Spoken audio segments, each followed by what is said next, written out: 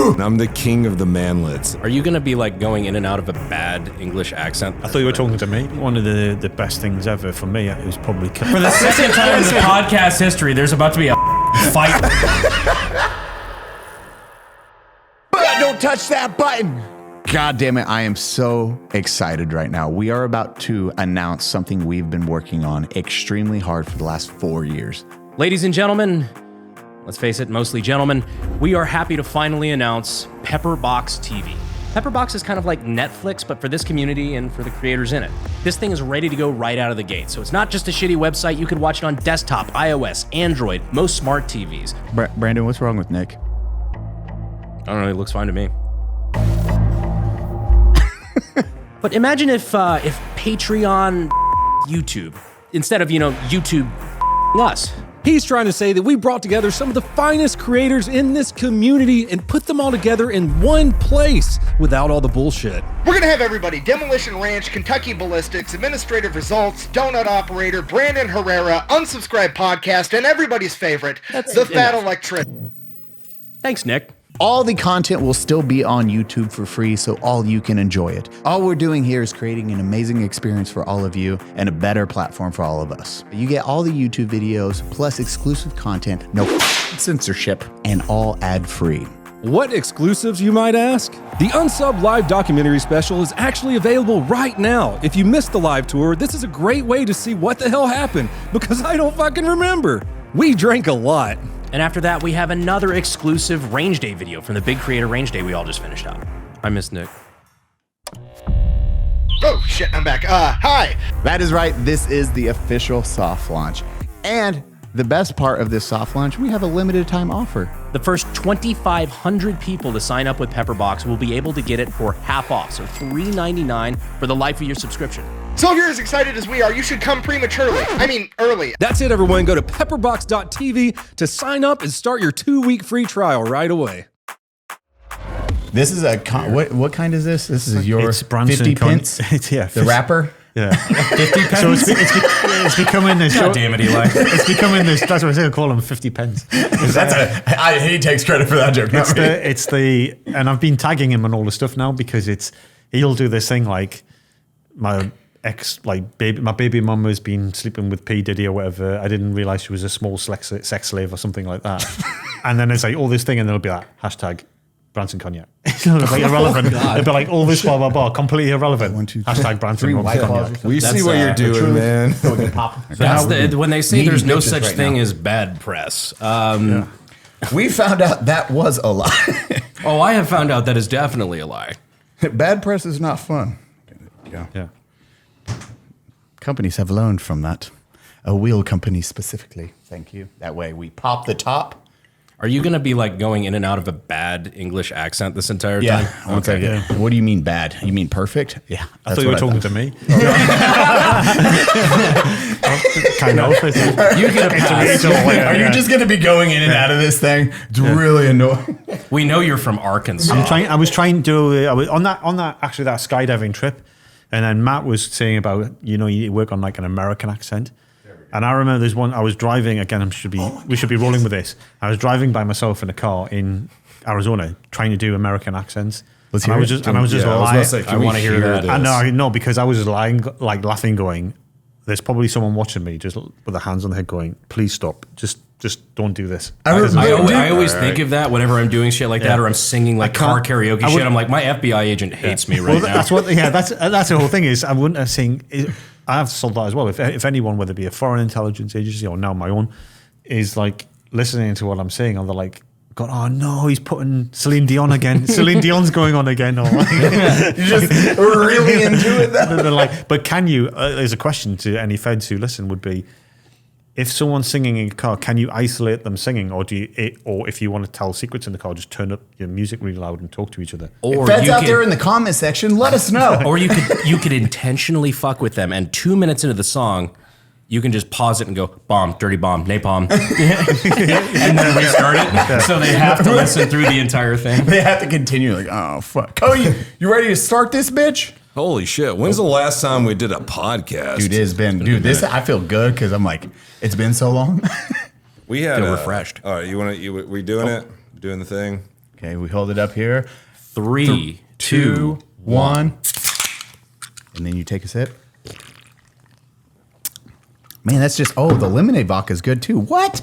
Hi, everyone. Welcome to the Unsubscribed Podcast. I am joined today by Eli Doublefap, Mr. Christian Craighead, and Brandon Herrera. And our boy, Bonut Bopper Bader. Bonut Bopper Taters here, too.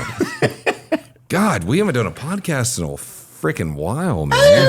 We missed you. What's up, bros? Yeah, we had so many just sitting there that we did for, we had range day and we were building up all these podcasts because all of our guests were coming into town, and We've been backlogged a lot. Yeah, and we were just backlogged. now we get to relax, and what a fucking episode to come in on. I'm so fucking stoked. I'm like, been jonesing for this We've one. been trying to do this episode for like a year, I know. think. We're just like, we need to have Christian on at some point. Christian, It's where been is a he? long time coming, and I've always said I was going to do it, and here I am. But Dude, I can't we're wait. just waiting for the right moments. And then he was talking in his weird accent. We're still trying to nail where it's from, but dude, we're like, stop talking, please, save this for the podcast. He's like, I still want to hear that American accent. dude, oh yeah, we can start with that. Here, you've done it before for me. Let me hear it. No.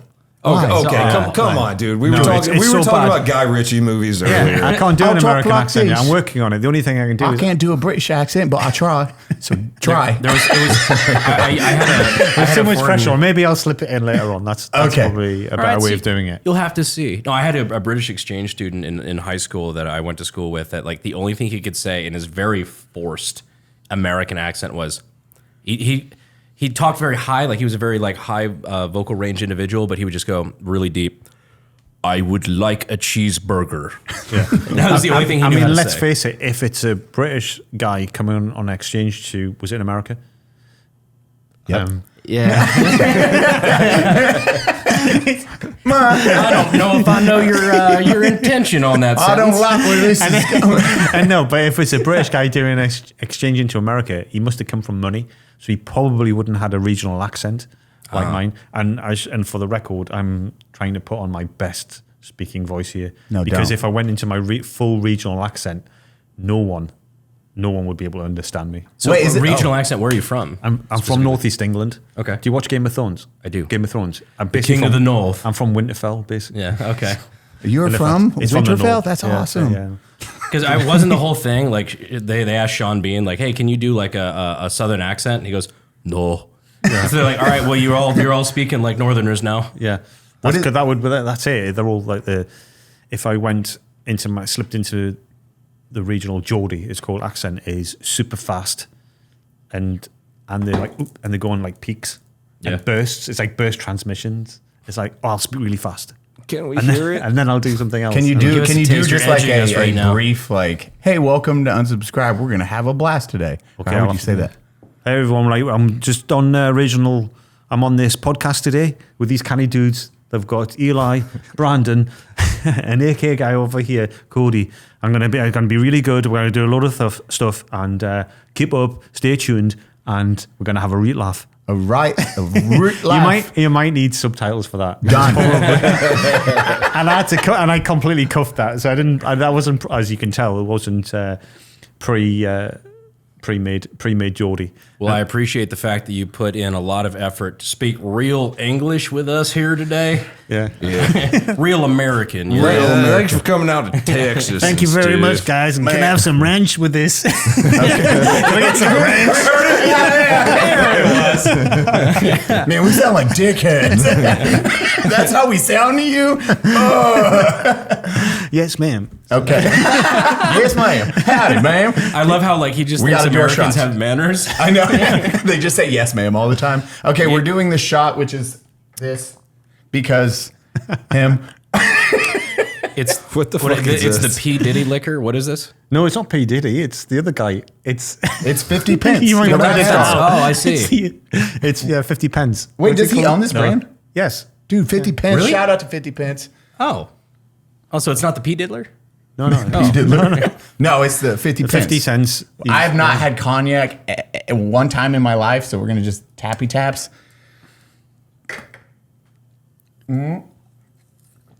Oh, that's one of the things. Yep, that's the thing. That's one of the drinks of all time ever. That's not awful. I don't think I'd like it again. That is definitely a hangover. That is a lot of sugar. God. I can taste the sugar into that one. Yeah, thanks, Christian. That's right, Christian. You fuck, man. So that's like- your drink of choice? No, Yep. it's just something I was interested in trying. It's by 50 cents. It's his, I believe it's his cognac, and I just wanted to try it. Due to now you- inflation, he's now 80 cents.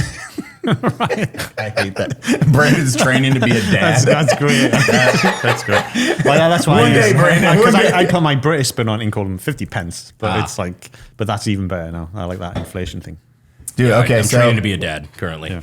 Mr. Christian, for all the beautiful individuals out there that don't know, he is Obi-Wan Nairobi among James Bond. What else? You've done. This man has lived a life, and it is truly an honor to have you sitting at the table. Like, and now that we're done jerking you off, I can't wait for this. All of us have been so fucking stoked to have you on to conversate. You're just a fascinating individual. It's like fucking. We've literally a whole year. We're like, okay, it's going to happen. One day it's going to happen. You're a busy dude, and you just came stateside. How long ago did you move here? In January, so that's where we are now. We're in nearly May. So. And then you're doing the entire process right I now? will do eventually, yeah. But I'm a resident of Texas, and Texas driver's license, Texas resident. the No, whole thing. you need to just fly to Mexico and then come across the border illegally. That way you get a few grand and a cell phone. That was a plan B, but Yeah. that was the like everything's if everything fails, try that. Rocco's like, Christian? He's like, oh. Como You're only estás? allowed if you're coming here from Somalia. Like, what? But I'm told again. I don't know if you can put this out, but it is actually a different thing. So depending on your passport is all the different rules. Yeah. Which I'm not speaking with authority here, so I'm not sure. But I did hear, for example, it's very, very hard to get into this country if you come from Cuba, Yes. because they probably don't want you to give you a certain people a certain message or vote a certain way. So if you've got a Cuban passport, it's very hard to get into the country. That's Versus- something I've heard as well. Yeah. Yeah, on the borders. Yeah. So it's the same as if you've got a British passport or a Canadian passport or whatever. It's different rules for different passports from all You were accounts. only allowed to come into the country from Cuba in the 80s if you were a criminal. Yeah. You're the wrong kind of brown. I done seen Scarface. I know how this works. That ain't no Mexican accent. I know our fucking resident Nazi here, Brandon Herrera. Oh yeah, apparently like Neo-Nazi Brandon Herrera. known neo-Nazi. It's like known to who? When I think clan members, I think of Mexican Brandon Herrera. So I had somebody at one of our political rallies. There was a local precinct chair like shook my hand. He's like, "Oh, if it isn't the brown face of white supremacy." Like, This is the attack. So if you don't know, Brandon's been. he was But recently when called someone it- says that to you, do you go, thanks? well, thankfully that time I kind of assumed he was fucking with me. So he's leaning into it. I don't know what I'm going to say. I'm like, do I? yeah, you can't do the nervous like well I actually Hey, I did haven't that got at one point. I'll go. Hey, I haven't got a brown face. I'm quite Aryan, can't you tell? Mike Tyson actually has a quote. It's hilarious. It's interviews like, you're a liar, something. And he responded with, first off, I'm no liar. And you're like, whoa, bro, why did you? Oh, God damn That's it. a joke I was trying to get at. It's like, that's Yeah. probably better. It's like, And it's an actual I'm not- Tyson yeah, quote. yeah. I thought you were referring to my favorite Tyson quote, which is, quote, I'm going to you until you love me. Yeah. It's spinal. I broke my back. It's spinal. You're like, That this man is- I wouldn't fuck Oh, you with getting him on here? He I would be would, good dude. on Oh, dude, he'd Oh, that be would be amazing. amazing. I would love That's to a do good. that. That's it. Yeah. Oh, we should do it like, because when's the fight? When's the Logan Paul fight? Because he might be on a media tour. We might be able to make that happen. That would be an amazing fucking weird interview. Because I've looked up to that dude saying he's a fucking monster of a human. If you especially watch his, like that dude hit Yeah. goddamn freight train. You just kill people. And then him in his prime. He's like and this is a compliment to him. He's an animal. It's Yeah. like that's when you know when someone's got it in them, and it's a difference between there's someone who can be an athlete and a fighter. And I was talking to with a really good friend of mine who's a ex-UFC fighter, Brendan O'Reilly, and we're talking about the difference between there's athletes and there's fighters. who've just got that animal instinct who are just like, it's on. And when it's on, that's it. There's only one thing that's going to happen. Like, he's like the OG of, not the OG of that, but he's the one that brought it to my attention. Because when he was in his initial prime, I was like 12 years old, and I was like looking, going, yeah. Dude, his stare going for downs. it. If you want terror, his stare downs. So technically, you weren't allowed to wear black shorts unless you were the champion. He did not give a shit. He was like, I'm going to be the champion. I'm wearing out black shorts every time. And he would always wear black shorts out to his. That was his attire. I like the whole. I think it's all part of it, and this is the beauty when someone does something naturally, it works better. And the fact that you have all these fighters coming out with all these like silk robes and doing all the dancing and stuff, and he comes out with just that towel with the little black ankle boots, like focused. Yeah, that to me is like a good image. It was like. And this is like I'm repeating myself, but it wasn't image because it was actually natural, and that's what makes it even more terrifying to your opponent. Is that he's not doing it for the vision; he's doing it because it's him, and that's why it works so well. And that's why if someone else tried to do it, it maybe wouldn't work. And it sounds so cliche, but you can see it in somebody's eyes. Like I remember the one time the guy, the dude at the boxing gym who fucked up my ribs before my fight. Is this just really big black dude who just right before we got in the ring together, it was his first time sparring at that gym. He had it in his fucking eyes when he was looking at me because we were just sparring. And he was looking at me like I just fucked his wife. And it was genuinely scary. You're like, And so he went to town, but you could tell that guy, however he grew up, he was a fucking fighter. And that is the difference. It was not a sport to him. He wanted to fucking kill me. And then Tyson, when he would stare, if you want some of the best stare downs, Tyson's stare downs are absolutely terrifying. Because everyone else would move and he'd just be like this. That's it. You need to come on here and then you do like a stare out. We'll have to try and do a stare out. And then he gives a judge who's the best stare out of you three. I'd come too fast. And then this is why we can't have nice things. This is why I said no eye contact.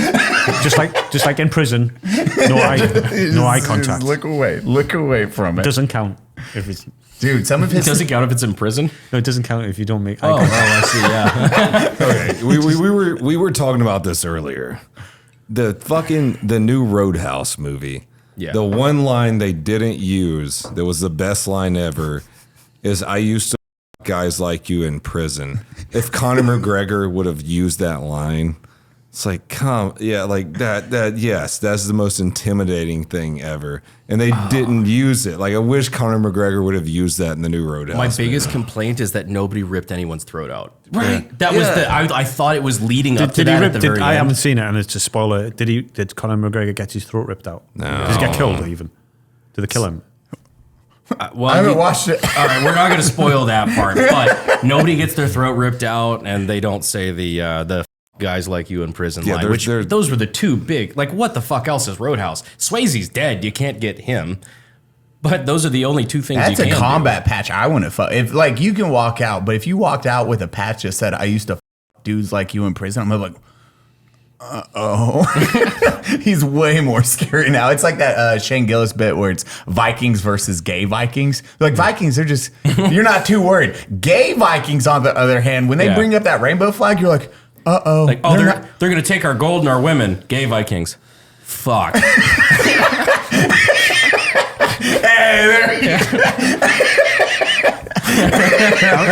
I am holding back right now. I'm holding back. I'm holding back as well. You're like, oh man. So this is amazing. Christian hasn't watched a single episode because he wanted this a raw experience coming on. You're better off. I was going to, and then I thought, no, let's go into it raw. I don't want to watch trying. All right, well, maybe don't say this, and maybe don't say that. Again, I'm using my judgment of, I am being held back because I'm not rich enough yet. Like I said to you, and then once I'll come back on again when you see me back on this channel, it means I made a load of money, and I'll be able to say what I want. He's actually just using us as a Tinder profile. He's going to come back on 2 weeks from now. He's like, hey, by the way, if anybody's interested, I made a load of money. Hey, what's up, dog?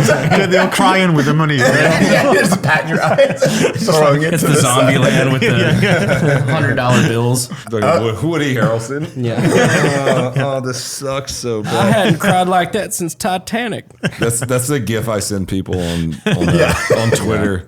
when they get so mad at me and they're like, "You're a piece of shit. You're a Nazi." It's like, oh, this is horrible. I'm so sad that this one individual doesn't like me. Like, fuck. Okay, so all of us, especially Brandon, have went through basic training. Shut up. We've done military experience. You have no idea how many, real quick, because this is just a direct fuck you. I was just in, I believe it was Terrell County, on a campaign stop recently, and I had to answer a question from an unsubscribed viewer, clearly, who didn't know time and place. And we're in a group of like 30, 40 people that are there for like, actually, this is a real campaign stop. And they just hear, we hear that you're an honorary veteran. Would you like to comment on that? And so I had to explain the joke of my Purple Heart friend, who started this joke out of spite for me because he hates me, I guess, that I've been running away from ever since. That he is just taken. Fuck you. I didn't know how much root. I did not expect it taking that much of a root, and read it, and then everyone else like, yes, weaponized. Okay, Brandon's a Medal of Honor recipient. It has gotten like people have actually gotten into legitimate arguments on social media, like, oh, Tony's record is this. Well, Brandon, I don't know if you know this, but Purple Heart winner, Medal of Honor recipient. It's like, no. Those are jokes. Those are jokes. Those are Eli Brandon jokes. was with you in Nairobi, right? Jesus Christ. He was side by side. And this is how lore gets written. And then somebody's going to ask me about it, being totally serious, and somebody who has no idea what this podcast is. And then Kristen just writes him in the book. He's like, I wasn't even part of it. I don't have a passport.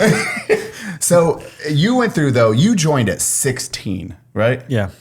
Which is I didn't even know that was a thing. So that when you wrote that, you were talking about it, I didn't even know you could join at 16. Yeah, you still can. And I've talked about this a lot, but you can join the British military when you're 16, but you cannot deploy on combat operations until you're 18. So you're just doing training. You do training and things. But again, it's kind of something I am proud of is I jumped out of a C-130 aircraft before I slept with a woman.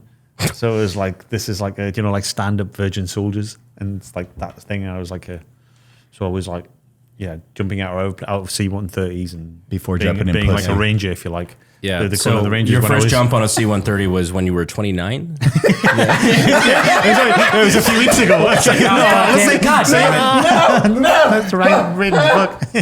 Hell. See what happens? Yeah, that was instant karma. I tried to throw even the slightest bit of shade, and I immediately embarrassed myself. Well, dang it. Well, time to fucking myself. Yourself. I thought I knew where that was going. I'm like, no. Oh, God. Sorry, I'm thinking memes now. Oh, Jesus Christ. I'm sorry. It's good. Wow. Thankfully, Ryden Thanks, won't care. Congressman. He made this out to my son, too, Ryden. Sometimes just one wolf can make all the difference. Best C. Which, truly, thank you for this, brother.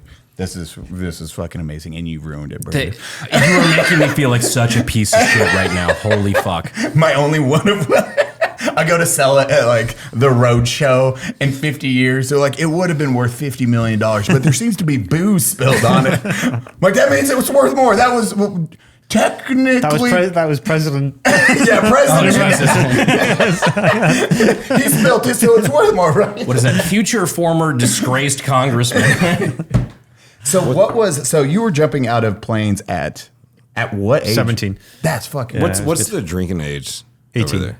18. So you were doing this gnarly training and you couldn't even drink. Yeah, that's it. I mean, and it was for me, it was a lifelong ambition. Wanted to do it, and I was just. But we talk about focus. I was just wanted to do that, and to me, it wasn't. That's all I wanted to do. So what was the train up leading? Like basic training going through it for us is like your 9 weeks and then 4 weeks, I think, for infantry. So in the for me, we had this thing, and I was the last platoon as in this format was called Junior Para. And Junior Para was 6 months of being a junior soldier in the Parachute Regiment, which is the equivalent of the Ranger Regiment over here. And it was just 6 months of brutal training, and it was brutal. And I look back at it, and it's like, do you know what? That's kind of badass. And the instructors were really, really good. But it's a different world. Like if you tried to do that stuff now, then people would be like, yeah, that's brutality. At like 16 and 17, that's ridiculous. And it's like, and one of the things I feel in some ways feel sorry for some of the instructors, because I have to think it was about week 4 when we started what we call tabbing, which is rucking. We'd be doing a ruck march every Saturday morning. Real quick, any little phrase or any word that you guys have, like a what would you call that? Term, It's like phrase, slang phrase, term. yeah, slang term or phrase. Could be interpreted as Rucking. no. What was the term? So we call it as tabbing. Tab. Yeah, like literally any other British slang. I in my mind is immediately. Yeah, you're like, We're shagging. Yeah. We're tabbing. yeah, I tabbed her later. Yeah. Like, Oh, that girl down at the pub. Yeah, no, I tagged her last week. right in the boot. I know British. So you did rucking, which is, if you don't know, it's ruck marching. You put on a 35 to 60 pound bag and you walk at a very fast pace. You're my height, so you probably hated rucking. No, I loved it. You It's fucking weirdo. Because that's why I wanted to. For me, it was what sets the tough guys apart from the normal guys. It's like that's what we do. I want to do that on a Saturday morning. Go rucking, do that, and then throughout the week it was just brutal physical conditioning. Then that finished after 6 months, and then it went into normal training. Not normal training, but training for the parachute regiment. They have like a test called P Company, which has changed a number of times over the last few years. But it used to be really hard. And but that was like kind of like Hell Week type thing. And it's like it's a hard test, and there's a really good, if you ever go on YouTube and a cutting edge documentary called P Company, look at that, was like the P Company kind of what I did. And then and then you go into they do parachute training, which is just the round parachutes, and then you go into your parachute battalions. And for me, it was like a great honor to serve in the parachute regiment. It was 10 years after the Falklands War, and the parachute regiment played a key role in the Falklands. So, Can you break in more on the Falkland War? Like, it was just like a war that happened in 1982. The Argentinians invaded the small island in the South Atlantic, and then a task force was sent to get them out of there. And so it was like conventional warfare for a few weeks. It was one of the few instances, I'm going to go into like a little bit of like weapon nerd history. It's one of the few instances where the same service rifle was used on both sides of a war. Right. So you had the LA. foul, and it's the kind of foul on both sides. I might be mistaken. I mean, I would say this in like a Five Eyes sort of view, but it's kind of like the last like force on force war where you had aircraft fighting against each other, where you have like a naval force fighting against each other. It wasn't just going in like a counter-terrorism war. Yeah. I know people with all the, again, Gulf War veterans might be getting hot around the collar. that was a 3-day event of us just but it was kind of people. like a kind of force on, like to my knowledge, it was like a force on force. Like The other one might have been maybe the Balkans, I don't know that one. like the Yugoslav Civil War. well, maybe, but not really for us. for the UK. Oh yeah. I mean, okay. that's what I mean from like a UK US. Like that. Yeah, okay, When understood. when it's like back to the old, whether you've got the carrier groups and submarines, and do you know what people think war is about? That was like the last in my again. Look, I've got a lot of combat experience, so I think I'm allowed to say all this. But it was, to me, it was the last, like, I don't want to say real war, because like I say, I've done lots of fighting and lots of killing and stuff like that. But like I say, force on force, so you've got aircraft against each other, submarines in the water, naval carrier groups, soldiers against soldier. Like what people think war is about. Like, that was like a clear cut you black know and the white. bad guys. Black, Like, it's black and black and white. Like a I black think and the white term war. is like near pure warfare, like where you have Yeah, and Not and in again, surgical, for but all the actual. there's might be history buffs and people like cursing me now or whatever, but that to me, but it was true grit. It was the Prime Minister of the UK at the time, Margaret Thatcher, was like, yeah, we're not going to just, it's thousands of miles away, but we don't care. This is British sovereign territory. We're going to get you out of there, and sent down a task force. Lots of different units, regiments. Lots of people died, especially in the naval side when anti-ship missiles striking ships and killing hundreds of people. But in one strike, but it was it really raised national pride at that time, and people, I hope they still are very proud of the Falklands War. I know I am, and it was one of the big motivators for me to. outside of media and things, but it was the thing that 10 years later I was joining the Parachute Regiment, which was the regiment to join in the British military. And what year did you join? 1992. Okay. God, you are old. Yeah, you're the. Did you just fucking You were call just him about to- old? I did. Damn, you are old. I always forget because you look fucking good for your You goddamn really age, do. bro. That was before I was born, for Yeah. context. Yeah, you joined the military before Brandon. That's incredible. Jesus. Oh my God. I was over here doing the math on the Falklands War. I'm like, wait a minute. Brandon's like, how old are you? Yeah, because I always forget you're, I would have thought you were like 40. yeah, on the dot. Like, you look like, I'm 48. yeah. No, you don't look 48. You look 40, like he was saying, on the dot. Yeah, you fuck. Go, ooh, look at me. I'm good looking. And I'm a man. Ooh, I'm well spoken and have a British accent. Go fuck yourself. It's like, oh, okay. Can I tell you a story about this motherfucker right here? About me? We got no. So like Heather and I go up to we're up at Staccato, you know, like it was like 2 months ago, something like that. We're hanging out at Staccato, and and we're like having a good time, and you're like, Cody, good to see you. What's up, bro? Good to see you. And then you turn to Heather and you're like, my darling, it's good to see you. I was like, Christian, save some pussy for the rest of us, man. I said, Can I it's like, all there. chill out? I was like, hello, darling. Fuck, man. All the girls, like even Sav, you're like, so like Sav, we're gonna go eat at my house after. And Sav's like so excited. She's like, oh, and I'm like, God damn it. And you're respectful, and it's hilarious too, because Sav will show some cleavage at times. God bless her soul. And when he was talking to her shoulder, he's like, hey, Sav, how you doing? Like he just put his hand here. I was like, it's fucking hilarious and respectful at the same time. Like, Is that not a joke, really? No, it's a joke. Oh yeah. That's a joke. Yeah. I'm like, I wouldn't put it past you. Well, it's like a kind of thing to go like that. It's like, He did it still. Oh, okay, that's Yeah, what he was doing it yeah, as a joke. Yeah, he I didn't put them on. I didn't put my hand on her. I was like, come on. I was like, hey, I was like, man, so respectful. So respectful. nice to meet you. Nice hi. Yeah. It's like, Hi, wow. Cody. Yeah, right. What's up, dude? Hey, homie. How are you? So you joined 8 years, what did you say, 8 years or a decade later from the wars? God, I love the whiplash of this podcast. From the Falklands War was 1982. 1992, I joined the Parachute Regiment. And then what was, how many miles, when you were ruck marching, how far were you It doing would build on up, but the standard towards the end was the 10-mile standard, which was, I hope it still stands, is what you carrying a ruck of 35 pounds, and then a weapon, and it's 10 miles in 1 hour 50. Holy shit, you are cooking. Holy shit. So EIB, for anyone like that, you have to do a 12-mile ruck march under 3 hours, if I remember right.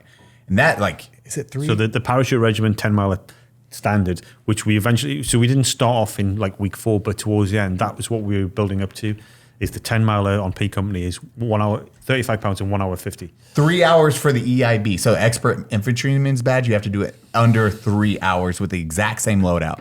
Doing fucking just 2 miles left in 1 hour 50 is ridiculous. Yeah, like you are stepping the fuck out. You're not just walking. And P Company, like I said, has changed a lot, but after the Falklands War, they tweaked it again to make, because that's what happened. The task force landed on one side of the island and then marched to the other side and then fought a battle at the end of it.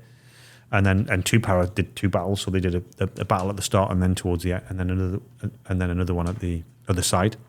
So they tweaked P Company, I believe, after the Falklands. But yeah, it's a tough test, and that was then, and that's still. Again, it is disappointing that they do change the standard and change the test, but the core concept of it still remains the same. If paratroopers land on one location and then move as fast as they can on foot to another point to then fight a battle after it. So that's the concept. And for those people who think they shouldn't do it or don't know why they do it, that is why they do it, and long may it stay that way. That is absolutely. I don't know if you guys, like, Brandon, if you want my, and you're literally like my height, 1 inch taller, so you're like 5'10". Yeah. Yeah, stepping out. You're if you're 5'9". Yeah, I am. Are you? You're what? 4'10" now, according to the. Yeah, according to the internet. Like I was showing him like a little Brandon images. I'm like, wait a minute, hold on. I'm 5'10". What? Like what? Are you really 5'9"? Yeah.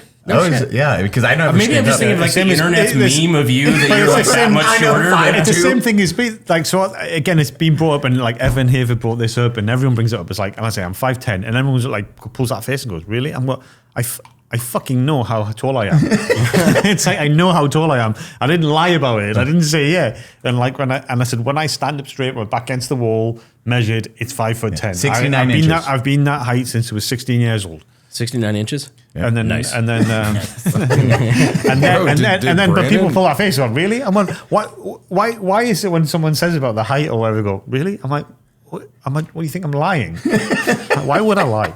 Why would I like say that to you? I mean, I get it if you put it on your profiles or whatever, like 6'4" or whatever. Yeah, getting that Tindy. Bro, Brandon woke up and chose violence against you today. I know, I like it. Well, I Holy would understand shit. it. It's like the veteran thing. I would always choose violence against me. I would wake up and be like, I have so much fucking ammo in reserve for Eli right now. I'm just quite pleased that you said like, oh, 5'10". I was like, oh, thanks. It's like, oh, no, actually, I'm the height. Rather go, oh, you're about 5'8". I'm like, really? like, fuck you. I was like, yeah. All right. First off, fuck everyone. I'm 5'11". I'm the king of the manlets. Like, come on. You're that 1 inch too short. Like, you fucking bitches. Tinder sucks for me. But you're 6'2" when you stand on your wallets. Exactly. I have never heard that. I love it so much. I like that. And that's another bonus about living in Texas is like I wear cowboy boots a lot all the time, and they've got big heels. So actually, I do look like 5'10". Yours are really big because they're like platformers. I'm just. You look like a go-go dancer. He's just walking with these giant boots. I'm like, didn't expect that. Like President Macron of France with his little booster feet. Oh, Jesus. That's still one of my favorite videos of President Trump, like just walking out in front of all the world leaders. I am the one, the way you're trying. He's like pushing them out of the way. Just, this is mine. America's here. So that is, yeah. I mean, yeah, that is good, isn't it? It's just like. Connor, you ever heard about Tushy? Oh, you mean this? Did you know just wiping your butt with that dry-ass toilet paper just smearing poop around? With Hello Tushy, you have a fresh stream of water spraying directly on your butthole, eliminating adult skid marks, itchy buttholes, and the risk of spreading pink eye. No amount of furious wiping will give you that shower-fresh confidence of washing with a Hello Tushy bidet. It'll change the way you think about wiping after a spicy dump. Now, the reason I like a bidet is because it reminds me of Japan. Plus, the cleansing feeling is amazing. Let's talk about the one you can take on the go. You can clean that booty hole on the road now? Oh! The at-home butthole cleaner is amazing. Connor, you mean the 3 nozzle settings? It gives you, And every Tushy bidet comes with a 30-day hassle-free return and a 12-month warranty. It's that time of year for spring cleaning, and what better place to start than your butthole? Stop wiping until you bleed, and join the 2 million butts who've already switched to Tushy. For a limited time, our listeners get 10% off your entire order when you use code UNSUB at checkout. That's promo code UNSUB. What was your least favorite part of training up before getting into, like from basic training to the actual like regiment? What was the least like part? inspections and things, like locker inspections and making it, like, I make my bed every day. Like, not, and I don't want to drop it like some like make your bed Navy SEAL kind of thing. You have a lot of animosity against SEAls, it sounds like. I was just that's the first comment I made. I just said like make your bed. That like I make your bed every day, and I do make my bed every day. I thought you had animosity toward Jordan Peterson, the clean your room. So what? No, I do that. I admit, but like making the bed blocks, and I think that's not allowed anymore. And like polishing everything and making everything neat and tidy. I get why you do it, but I just didn't like it. Well, when was the first time you ever deployed? What year? 1993. Okay. Jesus fuck, dude. So, where? Why do you look so good? Northern Ireland. Really? Yes. Okay, So now I'm really fucking curious. Northern Ireland. We're not going to. I don't think we should talk about Northern Ireland. Not because there's anything. It's just because I'm going to do it. I would do it in justice, and I don't know. It's very complex counterinsurgency, but yeah. So I was. I went in Northern Ireland. I was 18 years old. I was 17 when I flew out, and then 18 when I went onto the ground, and then I did there 2 years then and left. And it's not really much to talk about. It was the main conflict that was going on for the British at the time. and but it's a very super complex situation. Right. There's a lot of this situation. I mean, war is a complex thing. It used to be just like, I want that land. This is it. Now it's way more deep. Especially that, since it was technically a domestic deployment. It's a little convoluted, to say the least. That's crazy. There's a reason why Dave and Show are not here with us today. So training up until going over, how long were you in before you got selected to try out for the SAS? Or did you like step in and be like, hey, I'm doing that? In my mind, even before I joined the army, I wanted to do it, but it was such a bold thing to think. I didn't say it out loud, but and it was one stage at a time. And then I was going to try it when I was young, really young, like 21. And then I got persuaded to go into the Pathfinder platoon, which is like a force recon type unit. Lots of land nav going into Pathfinder. Yeah, it's all a very, very tough selection again. But did that, and then I tried to get on 3 times to get into the SAS. And I failed. One injury and then another situation. And then eventually I got in, and it was just... When was that? In 2006. Okay. So I want to rewind now to the Pathfinder, because what is the training going into that? Like that, how long is one of those road march? Because that's also wild. 14 years later. That's and it's dedication. But that's kind of the average. I don't know what it is now, but they say that like when they do the math, it's like average age is a lot younger than what it is, but it's not the average, because you might get one person who joins when they're young and like say 21, 22. That brings the averages down. But the real average of people joining like a tier 1 unit is around about 30, 31 years old. That's what it used to be. So they've done typically 12-year service. Again, it might be younger now and things, but from what I always used to see, and then being an instructor, would be you'd get like 2 groups. You'd get guys who were about 24, which was the first time I did it, was when I was 24. You get the 24-year-old group, and then you get the like 30-something group. And typically the guys who were in the 30-something group were the ones who filled it when they were 24. And that's kind of like the age bracket. Going back to your question about Pathfinders, it was just a fast and furious selection course of 6 weeks, but very, very tough. Very tough indeed. Intense. Yeah, and that was just again, getting into that unit was really good. When I was in the unit longer than average, and it was a catch-22. I was in this military unit where I kind of didn't want to be in it, but it was better than being in a standard unit. It was because it was a special unit. But the first year in that unit was probably one of the best years of my life. It was so good. And again, I've spoke about this before, and then all of a sudden they decided to get a sergeant major, and then things got worse. And then it was just like, yeah. And it's not knocking those sergeant majors. It was what was like this little tribe of guys who were like super soldiers, super fit, and keen and having a laugh and doing good stuff. Then you get a sergeant major and it becomes sort of real again.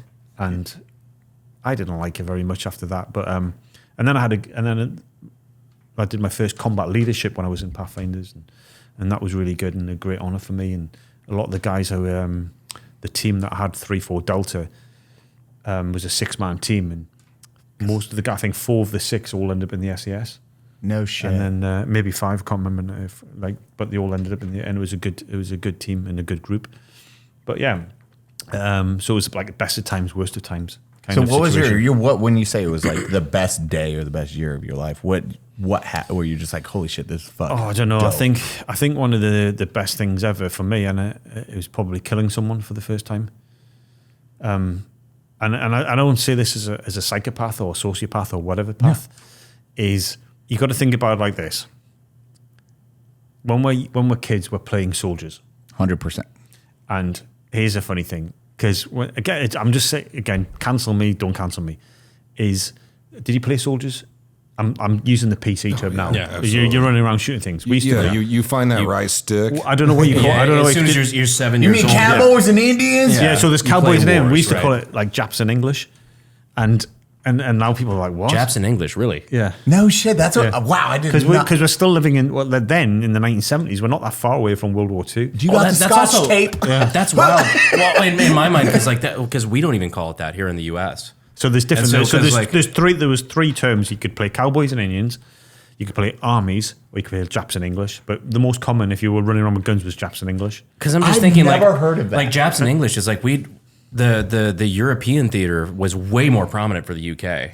Well, not necessarily, because Really? we still Okay. we had the empire then, so there was still the and I think, especially if, again, I don't know this for certain, but regional areas of the UK, even when you go to working man's clubs, some of the drinks are a bit obscure. I can't remember what the drink is, but in Burnley in Northern England, they have this really like obscure drink because the local battalion in World War II were based in North Africa, so they picked up a taste for this like liqueur.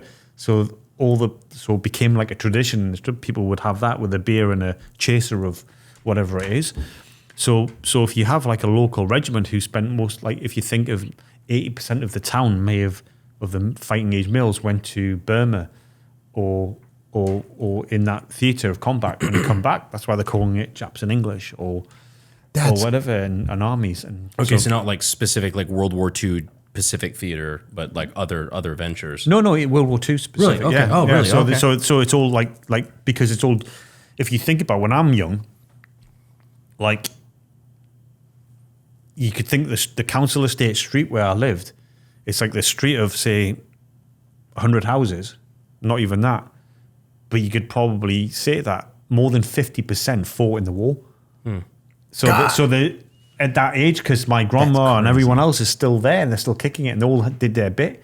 So that would definitely perfuse into the rest of the kids and everything. Yeah. So it's like saying stuff, and whether it be even with slang, like for example in UK, and maybe it's died out a bit now, probably be making a resurgence because of immigration, but the like a term of Why are you laughing, Eli? is a term for women, like a slag term for a woman is a bint, especially in Northern England, saying, a couple of bints. Well, the Arabic for woman or girl is bint. So because that's, and to shoof, they say, give us a shufti at that. That's like a slang term. But the verb in Arabic to look is to shoof or something like that. So it's from all this activity in World War II, they come back with slangs. Funny, that's come back around recently. And they asked us, but even so, the parachute regiment is something I still to this day, and I don't think they teach it anymore. Because I remember when I was in the SAS, this was probably 2012, asking guys who just got into the SAS from the parachute regiment, do you know what the regimental battle cry is? Do you know what battle cry is? Oh yeah, I do. You have to do So it. battle cry for those who, when you're like charging the enemy, scream something like Dude, show me your war. yeah. So it's a battle cry, but the parachute regiment has a regimental battle cry, and it's kind of a twisted joke, but it's Wahor Muhammad.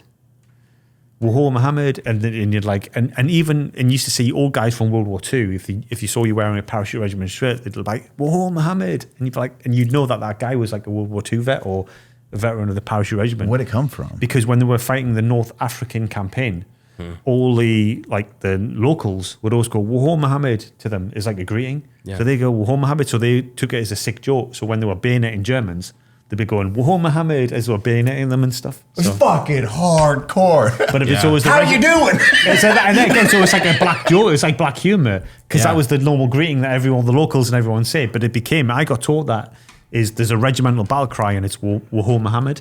Wahor Muhammad, but that's what they turned it into a joke, like saying bayoneting people or storming machine gun bunkers, shouting Wahor Muhammad. Like, Did you have family that fought in the North African campaign? No, but that's where so another interesting fact about the parachute regiment is their nickname is the Red Devils, and it's not because they wear maroon berets. It's because in North Africa, the sand's red, similar as in Kenya and other places. It's got red sand. So when they were after fighting, they'd be covered in red dust. And the Germans said that the paratroopers were coming at them like red devils. Yeah. Oh, that's fucking gang. Dude, that's when you know you're making an effect is when you're called like Red Devils because the way you look coming into battle. Yeah. Because And it's not In the name of some- the Marine Corps, the American Marine Corps, the Devil Dogs. Like it's a similar situation. I fucking love that shit so much. So yeah, and I don't know what the original. We've come on a long journey, but what was the question? I don't even fucking know. I just got a history lesson, and everyone, all the audience is like, Well, I hope that Again, it's like, these motherfuckers are autistic and shit, so they're just like just happy. But there's people. What I hope as well is people in the UK are watching this. and people in the parachute regiment, because I think some of this hasn't been taught anymore. Maybe it has been, and people will comment about it, I'm sure. But this is what we used to get taught, and it's something I was fiercely proud of. It was like regimental and regimental history, both SAS and the parachute regiment. I didn't get taught when I was in the parachute regiment stuff I got taught in the military, but the SAS stuff I knew before I joined. And it's quite sad, when any sort of history dies away. Oh yeah. Whether it be positive or negative, because we learn from it and we evolve and a lot of it is a good example. Again, is like, well, never really talked about it. Not really talked about it, but it's such a good example of like black humor. Is we're going to have this regimental battle cry which will survive longer than most of the people who fought in the campaign did. Well, it does now, because I'm bringing it back to life, is Wahoo Muhammad, and it's having this sick joke of when you're banging it in someone, going like a cheery thing, going, hey, how is it doing? Like Wahoo Muhammad. If you need just an idea for you, if you did a shirt that just said that, Yeah. that's a fucking dope ass shirt. I guarantee better they're do it like, because that was a nice thing, because the Chinese are already fucking on it right now because of this right here. They'll be linking it in the fucking Twitter bio. Hello, Mohammed. Hello, Mohammed. Sorry. That's going to be the unsub shirt is. I do accents all the time. Well, Mohammed. The unsub shirt is Ooh Woo Muhammad.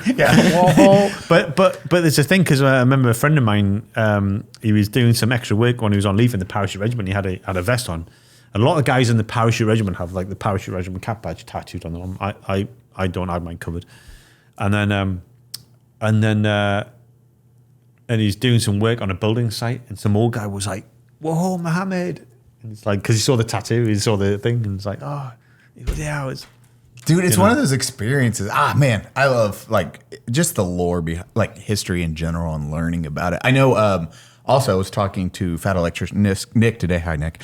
He actually wants to do just a video on you, how he does his history breakdowns. He's like, ask him if I can do a history segment on him. Yeah, because I had no idea that your lore, so to speak, with the British military went back that long. I would suggest no clue. saying yes. I mean, there's lots of like traditions and like customs that go back hundreds and hundreds of years, older than this country. They just, yeah.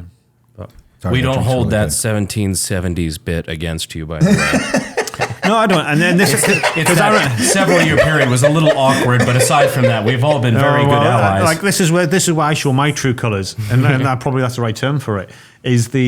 So I remember someone commented on social media saying, "Hey, I'm glad." I think it was a Black Rifle post or something, and someone said, "We're glad you weren't around in 1776." Yeah, and 100%. I said, "Well, I'm trying to become an American, so I was probably a turncoat anyway, so it doesn't matter."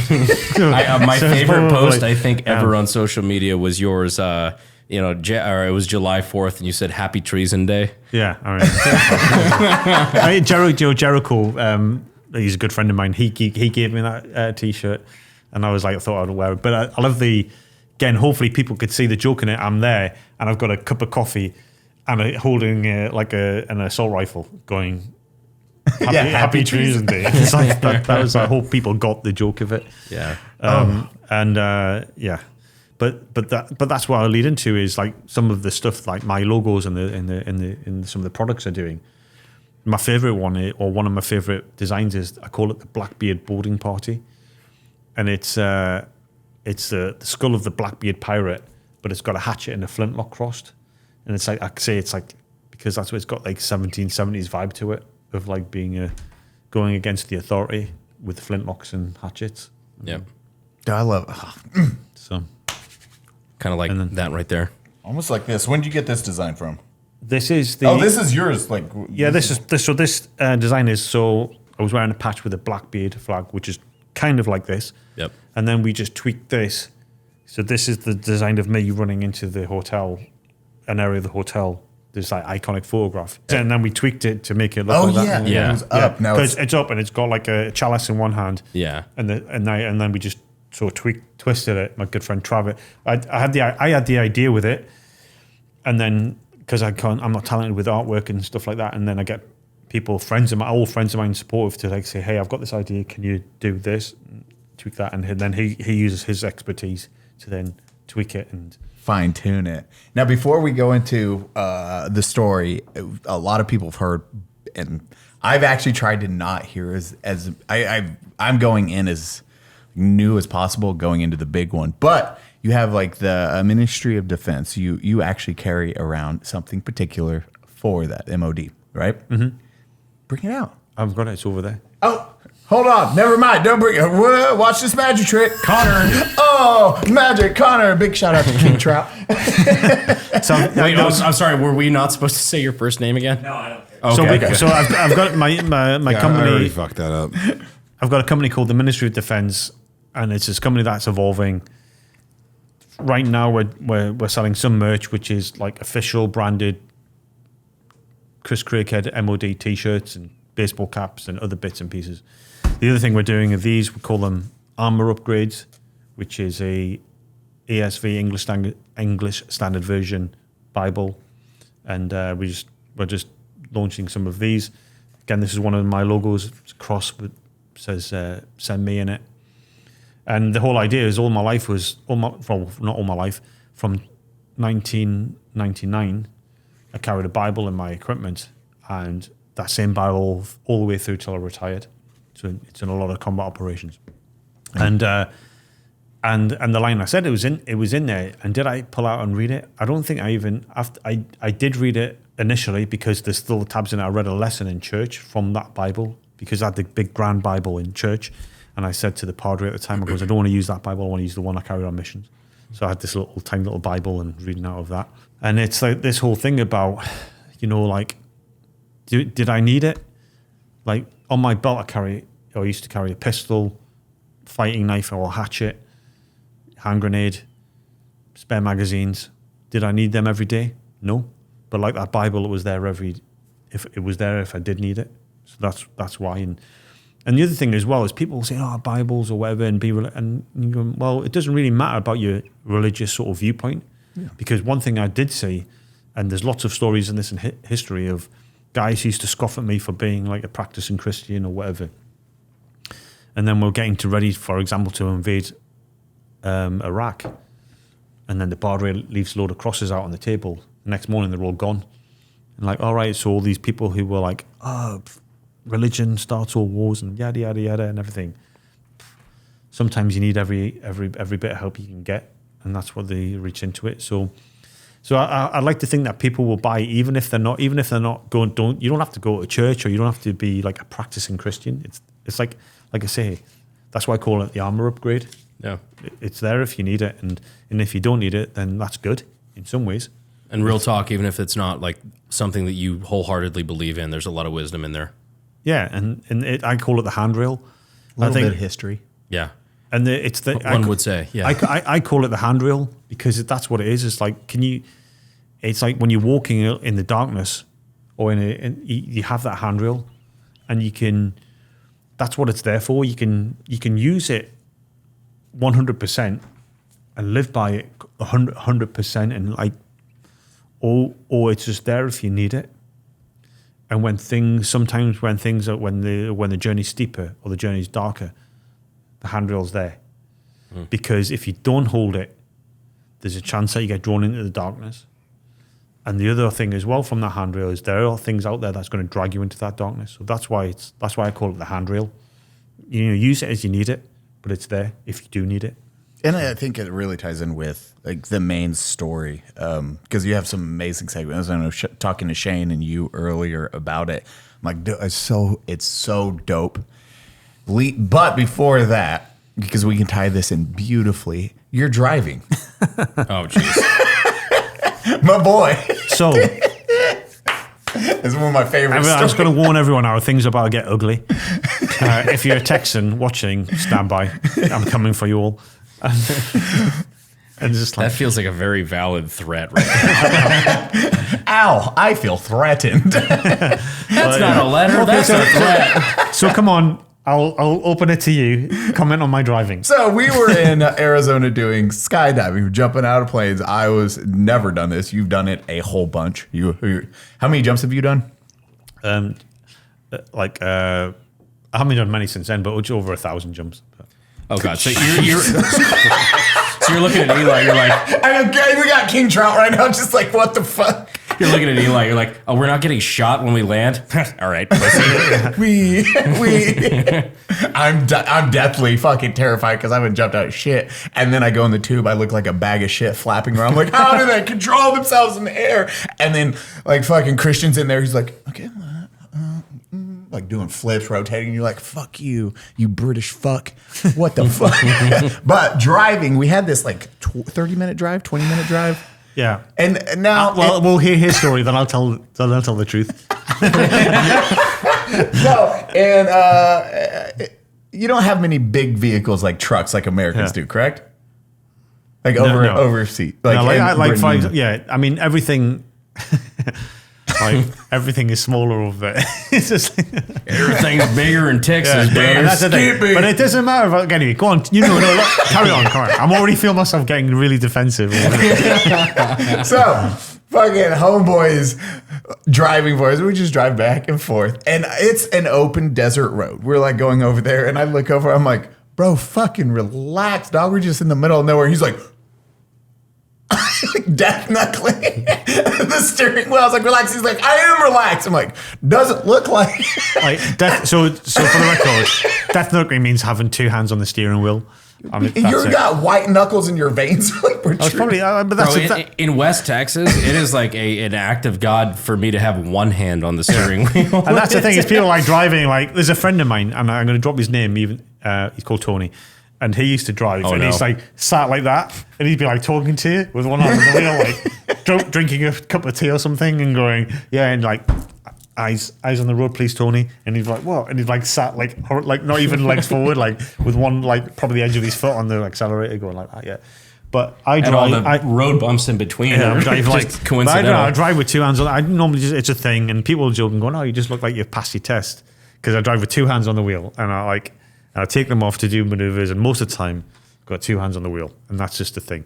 And I love how you're already like, ooh, stop telling this story. So but maybe it might be a thing, because one thing I do notice when people take photographs when I'm not looking, I've got my like fists clenched, which is probably there's some psychology behind that about going, but I'm looking at, and I'm like, oh, when they're off guard, I'm like, and then on guard, I'm like, and then off guard, you'll see, and I'm like, look at my hands are like white knuckles.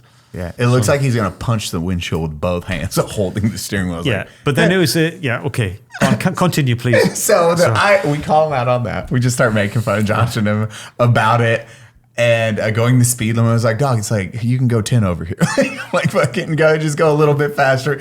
And then watching him park the big ass vehicle under just a tight parking spot. Yeah. There's the rear camera. He has us making fun of him driving. So naturally, he just hates everything right now. And we're like, back up. It's good. Just do it. Just do it. So with that, I'll own up there. Like parking then, I've only just started to get used to using cameras.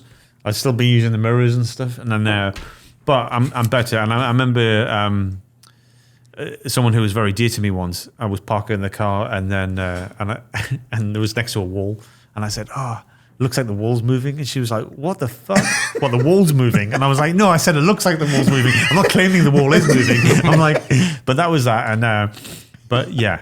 You got out. Are you finished? You got out. No, wait, hold on. Because you had me park the fucking vehicle. I don't know. You fucking lying. Someone did. You got out, remember? Yes, you did. You got out. You got out of the vehicle. No, it didn't. Yes, you did. It didn't. Yes, you did. You got out. All right, listen. For the second time in the podcast history, there's about to be a fucking fight breaking out.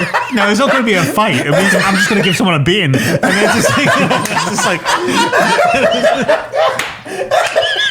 That's the intro. I know. I swear to God, I swear you're like, you fucking parked it. I fucking put this to you now. I put this to you. Like, au contraire. It's like, is that no one has ever parked a vehicle for me. I think I got out and I joked and said, someone parked the vehicle for me. But I got back in that vehicle and I parked that. Just so for the record. And I know I'm right, and you're wrong. That is such a prison, hold my pocket story. Park this vehicle for me. Yeah. Or I thought more in prison of hold my coffee. Someone's just gonna get it shanked. Someone was gonna shank. So we that was different prisons. Are you finished now? Yes, I'm finished. So here's what really happened. No, because you forgot about the stop signs. Because at that time, I'd been coming to America as like on training and stuff, but I hadn't really. That was like the first steps of my journey into becoming a resident here. So again, some of the driving thing was unusual to me. So the stop signs were like, it was either I wouldn't stop because I was like, fuck, I've just gone through a stop sign, or I'd see it about 30 yards away and then slam the brakes on and like everyone would come to the front. So that added a factor to the driving. So your experience. insurance was very expensive. Oh no, it is. Even now, it's super expensive. Like it is really expensive because I just took my Texas driver's test a few weeks ago. Well, it's a few months ago now, and which I felt really sort of an injustice. Because they really didn't like you driving in the left side of the road? No, it's fine. Because legally you can drive. I can legally, with a British license, you can drive in Texas. Right. But it doesn't transfer over. So if you want to get a Texas driver's license, you have to do the test. And I've been driving, and I have to say this, and I've driven all over the world. And the worst drivers in the world, I have to say, without fear of contradiction, are in Texas. Yeah. The worst in the world. More than anywhere. Have you seen my new shirt, Eli? And this is the thing. So when I went to do the test, I was like kind of not. I honestly thought, again, and it's credit to the people. I won't say the company because they are really good. Is I went there and I thought, oh, you've been driving 30 years. Okay, nod, wink, wink. Because that's what I heard might happen. Is they'll say, yeah, you can drive. We know you can. Just drive around the car park and park up. So I turn up in a Porsche. Just put that on there. And then they said, do you want to use your car to drive? I was like, yeah. And I think it's going to be that. And then she says, oh, can you help me with these bollards? And I'm like, oh, all right, we're going to do parallel parking. So we put them into the trunk or the boot. And then we do that. And then she goes, right, you ready? And then she gives us the rules. This is what we're going to do. If you go 1 mile and over the speed limit, it's an instant fail, all this jazz. And I'm like, wow, fuck. This is really happening. I'm doing my driving test. So I pull away. We do the driving test, do the parallel parking. I kind of nearly ace it. I dropped 1 point for something. And then, but yeah, but that's the thing. In my mind, I was thinking, if I fail this, I will be outraged because saying the worst drivers in the world are out there and you failed me. I didn't. So this gives, and I would not be saying this. I would not be bad mouthing Texans right now had I not done my driving test, but now I've done it. That qualifies me to say that is the most British thing I've ever heard. Holy moly, it's like it's bad. And I know a lot. You got a license to badmouth this license? I'm like, I did something really British the other day, like really British, and it was some guy, some douchebag, and I was like, did something, and I was just, when I'm trying to get in that lane, I've gone to, and he just like sped up. Oh yeah, and it really got to me, so I accelerated in front of him. And then I put the window down, and I put my hand out and made like a wanker sign. And I was like, that would have so confused me as an American. I'm like, the dude jerking off the ghost. It was like my natural, jerking off ghosts out here. My natural, like, you fucking wanker. and I like stopped and I like laughed, and then I was driving to Staccato. Yo, darling, I was on my way home and Harry Potter just done told me to jerk off. And there's a good friend of mine, Lily, she's a dear friend of mine, Lily, who works at Staccato. And she was born in the UK. And I said to her, I came in and went, I don't know what came over me. I said, I just done the most British thing ever on the road. So I told her what I did. And she was like laughing, going, she wouldn't have she said, whoever you did that to didn't have a clue what you were trying to tell them. So that's fine. I would have not known. But the point is, yeah. And when I mentioned this to Texans, and like I live in Texas, I love this state. And as I said it before, it's one of the best things about living in Texas is, I'm just in this country. I haven't been here long, but I do feel superior to everyone else in the country. And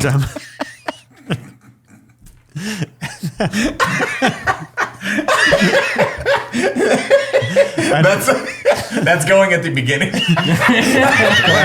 another thing at the beginning, and then but no, it's good. It's great being in Texas. I love this state. And when I say the story about driving, but it doesn't, as much as I love this state, is one of the things about the driving. I'm like, and then other Texans will say, well, it's because of all the transplants. You mean Mexicans? I don't know. It could be anyone. Californians, probably. And then I do live near Austin, so Touche. And then a bunch of failed actors from LA. And then so there's that. But this is the ones who get me. is like the dualies. Oh, dang it! I was hoping what were you saying yesterday? I forgot. Doublies or something. Yeah, you were like, what are they called? The doublies. The dualies.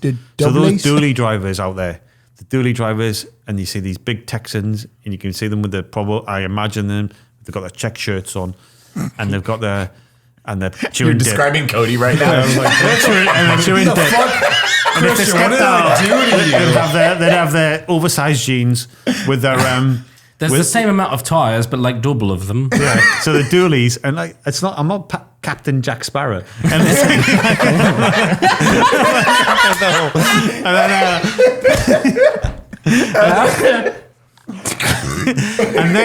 then so you got. But you have heard of me. And then you got the dually drivers, and then these big Texans with their check shirts on, and if they step out of the oversized jeans with their boots on, with the big belt buckles, and they've got, and straight away I look at them going, you have fucking tiny, like hearts. Or something. The smallest heart. Just and that's what That's you're where like. we thought we were. That's what I was saying. Yeah. It's just like, that's what I call the big little Texans. The big little Texans. Yeah, like big men with big little men. Cody, do you have a belt buckle on right now? I have a fat. I He's a man of his word, and what have I heard? You're a man of your word. You're a man of your word and your girth. But do you have a big belt buckle on right now? No. Damn it! I'm gonna. We have King Trout over here. He's like just the biggest belt buckle. And just so right we now. say, I'm not saying it's more about dualies rather than belt buckles. And I am going to do it on the Ministry of Defence. We are probably going to do a belt buckle. Yes, do. So send me belt buckle. I would rock one of those. Yeah. All day long. Oh, we all would rock one of those, dude. Yeah. Now so going through your terrible driving. Wow. Key. Boom. You're a funny guy. But Eli's either trying to hit on you or get you to kill him. I'm not either sure or which. both. The driving segue leads into your drive to your Born Identity driving to the event, but leading up, you had a gentleman in a business suit that you've never experienced before, leading up to the countdown of the day. Can you go into because, dude, you will see this is fucking mind blowing shit, like mind blowing. This sounds like Craigslist classified, so I'm not really sure what you're talking about. Yeah, where are we going, Eli? So I think the story is I've told it before on different podcasts and things. Is so most people know that the reason why I'm sat here now is because I did intervened into a terrorist incident in 2019, which was the most remarkable day of my life and something I felt I'd been training for since the moment I was born. And that morning of the attack, I was living in Africa and I was doing my own bit of shooting, finished my own training, and then was driving back into the city. I was driving my pickup truck, and then as I was going towards the city, there's what I call the main, but it's like a dirt track. I pulled onto a dirt track. On this dirt track, it was common to see Maasai tribesmen or workmen working on the Chinese rail link.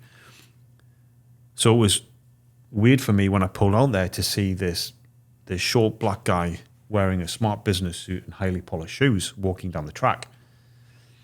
And then something compelled me, against all procedures, against common sense, I don't pick up hitchhikers. I stopped the car and went, "Hey, do you want a lift?" And he comes running over, "Oh, thank you so much," gets in the car. So then we start driving, and he said to me straight away, he said, "What's your name?" I'm like, "I'm Chris." He tells me his name, and then he said, "Well, how old are you?" I'm like, "I'm 43. That's how old I was at the time. He's like, I'm 43 too. When were you born? I was like, September. He's like, I'm born in September. I don't know what day, but what day were you born? I was like, September 15th. He's like, this is a good sign. In September 1975, you and I were both born. Says some other stuff that I don't really recall, then reaches into his pocket, pulls out this long dagger. I don't feel any threat whatsoever. Feel completely chill about it. And I joke and said, "You're not going to kill me with that." And this is like a long curved dagger with a double tip, unusual looking thing. And he's like, "No, I carry this when I walk down this road in case I come across any evil spirits or demons. And then he chuckles to himself, puts it away. I then turn to him and say, judging by how you're dressed, I take it you're going into the city. He's like, no. He goes, drop me off at the first village we come to. Don't go inside the village. Drop me off before we get into it. Remember, this is in Africa, so it's like mud huts, Wrigley tin. Tribes. And so we come to this village. I said, this village is yes. So I bring the vehicle to a stop. He then opens the door and steps out. As he steps out of the door, everything changes. His foot hits the ground. And as soon as his foot hits the ground, his face changes. And when I mean changes, it's still the same person, but it's a bit like if I insulted you badly and you're like what? His face changed, like, Chris. And then his voice changed. And it wasn't, the way I described it is, it was quiet but loud, and I could hear it everywhere. So it wasn't as if he was just coming from one direction. It was everywhere around me, and I could feel it in my heart vibrating. It's like, Chris, may God bless you many times this day. And then all of a sudden, snaps out of it. And he's like, oh, thank you so much. And then closes the door, and I drive off. And for the record, about 150 yards down the road, I look in the mirror, can't see him again. And I kind of thought about it a little bit then, but I didn't think about that much. But 30 hours later, after the most remarkable day of my life, before I'd even left the complex, his words were echoing in my mind, going, wow, and that was where did that come from? Who was that a message from? Fucking crazy. Like, that started the countdown of how after that event, how much longer so before? That would have been roughly about 10:30, 11 a.m. And then the terrorist attack happened at 3:30 or 3:27. And then, so the clock was ticking from then. And everything after that was perfect. In my life, I've always said it, that I always considered myself unlucky to a certain point. And if someone had said, on your watch, this terrorist is going to attack, it is going to happen, and then I would say, oh, that's going to be the day I'm going to be out of country, or I'm going to be doing something else and not get involved with it. But actually, everything from that moment was perfect for the next days. Everything was like second perfect, because after that, I went and got my haircut. Then I went to lunch, had Moroccan beef for lunch and a Dawa cocktail. Then I went home and had a shower.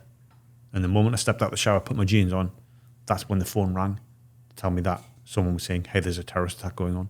No shit. So you had a cocktail, you just took your shower, and you're like... Yeah, I went to lunch, went to got a haircut, had a haircut, then went to a bar that I used to like going to all the time, really great place, and got a cocktail, got lunch, had a cocktail with it, drove home, got in the shower, did some chores first, got in the shower, stepped out of the shower, put my jeans on, put a t-shirt on, phone rang, looked at the phone, wasn't going to answer it initially, then thought, to hell with it, I'll answer it.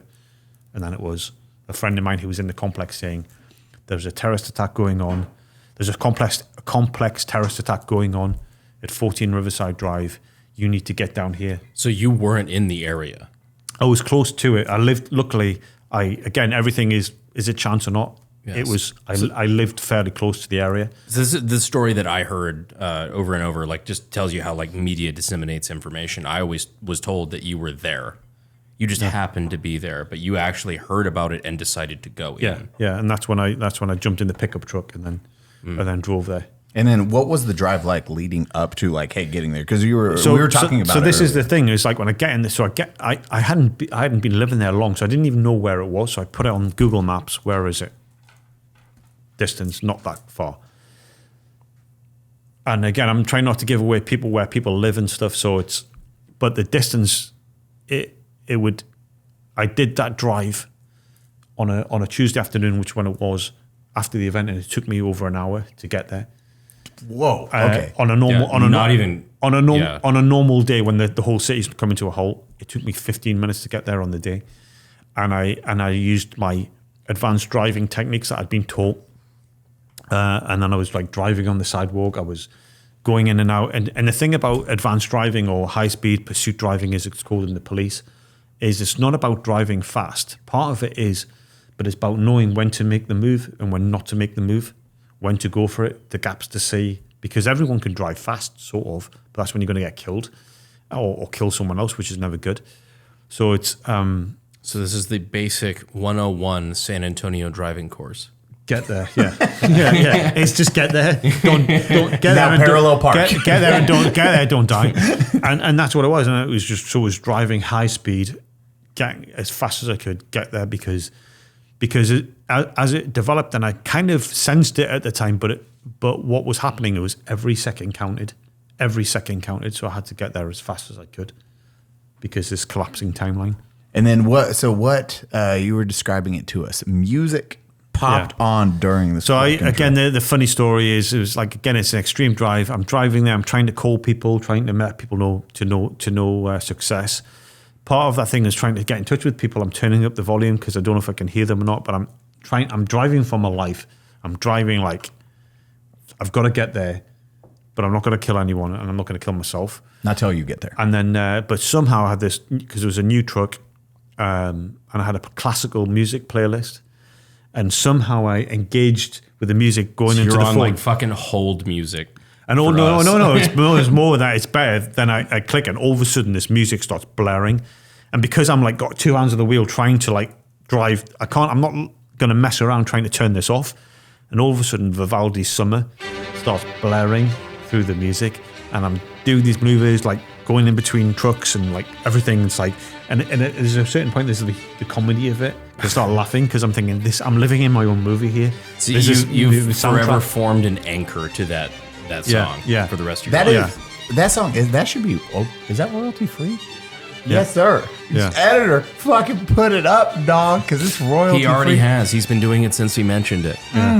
So yeah, and that's the and that was playing it. So it's a good soundtrack into that, and it was just like I was laughing, going, I'm like living in my own movie. You are the main character. That's what your Casey Neistat said. Yeah, bro. Yeah, I was talking to Casey Neistat earlier, and he was like, "Bro, you're hanging out with the main character." I was like, "Yeah, I'm hanging out with the main character today." But what kills me about that too is just like you want to go into the Texas DMV and be like, "I know how to drive," and they're like, "Do you know how to drive?" Yeah. You've only gone through every fucking course in the world to know how to defensively and offensively drive. Like, Meanwhile, they give a license to every post-quinceañera citizen of San Antonio. Yeah, and I got to admit though, when they said when she put the ballards out to parallel park, my heart was like picked up a bit. Because like I was on a parallel park now, but I didn't realize how big the space is when you do your driver's test in Texas. You and every Taylor Swift American. That parking space is not a real life parking space. It's like as if you're parking trip like an 18-wheeler. That's probably what you'd put in there, not a. No, it's literally a football field. They're like, now parallel park. It's like two cars at 100 miles per hour. You're like, okay. Yeah. Did I pass? Yeah. Yeah. Good job. But it was good, and that's fine, and I'm glad.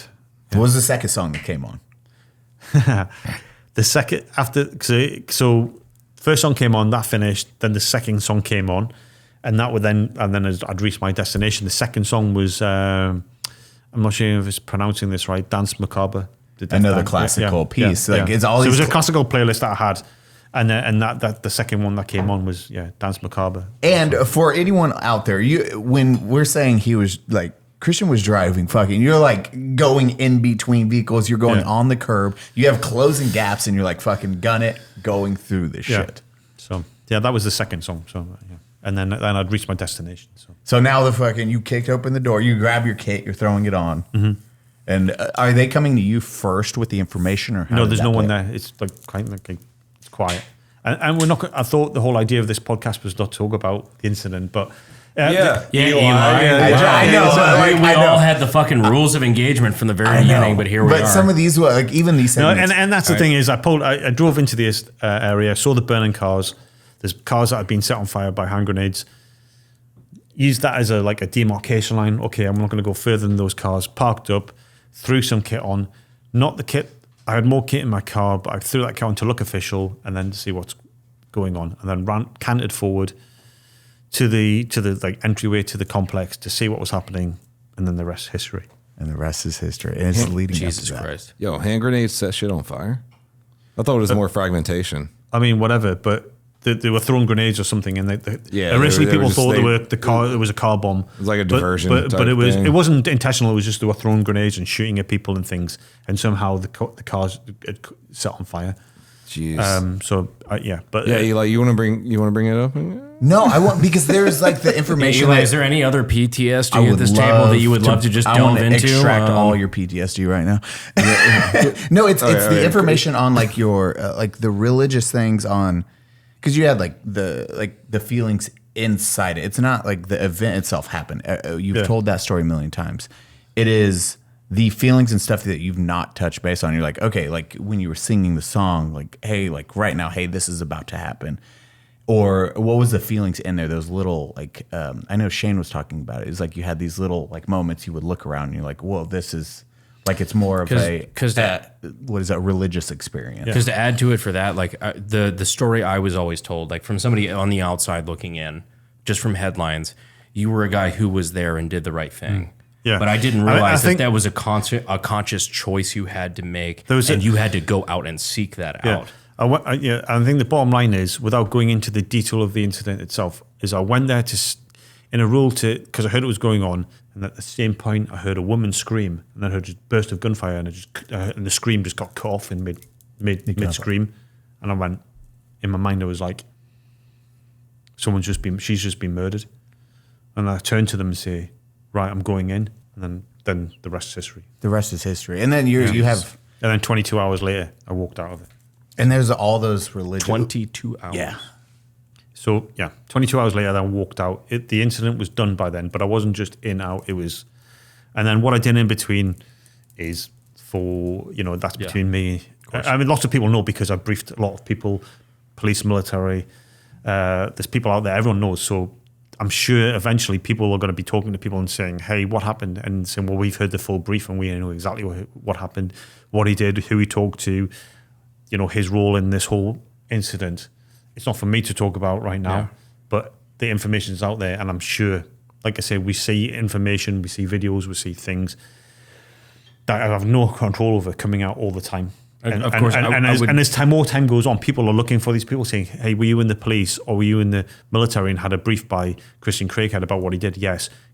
You know what he did here? And went, oh yeah, this is when he did this, and this is when he did this bit, and this is this bit. So this was all authorized when I was in the military, but that information is out of my control and out there.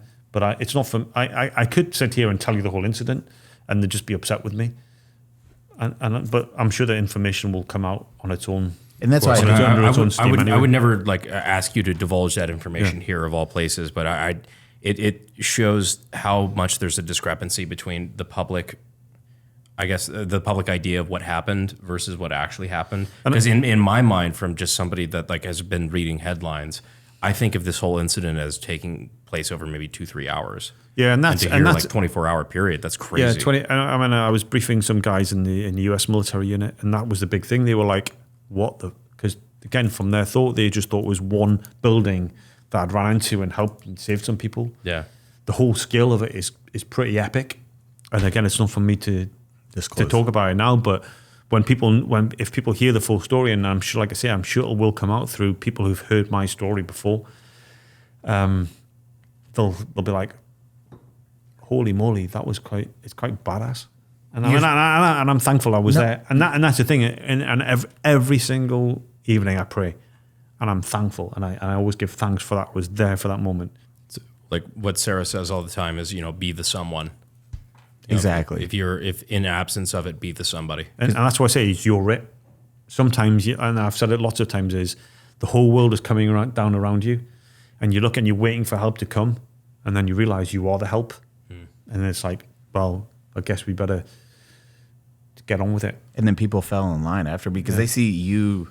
You might have those fierce hesitations we talked about in the car. You're like, you get excited for like, you're like, okay, the gunfire started. This is what I was designed for. This is what I've worked towards. This is what I'm trained for. And that's the thing. And again, it's like not taking any, like there's people, like in every situation, people do things and people don't do things.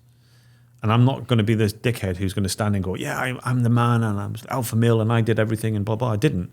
I did do it.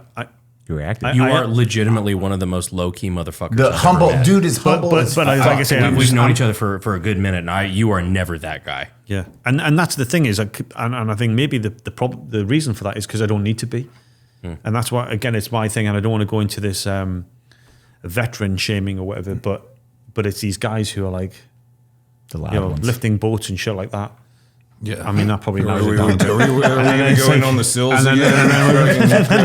and that and going about being, and that's why I wanted to do this interview podcast is like, do I want to be this super serious guy all the time? It's not because I'm Chris Craighead. It's because sometimes I'm kind of funny. I'm a normal guy. I will fuck you up if you cross me, but otherwise I'm not going to be this guy going, oh yeah, talk to Chris Craighead, super intense. God, you would not be on this podcast if you were like that. I would have hung out But with I do you like once, that and I'd thing. be like, do you know the whole saying? Someone said I was intense once, so I stared at them till they apologized. I would apologize.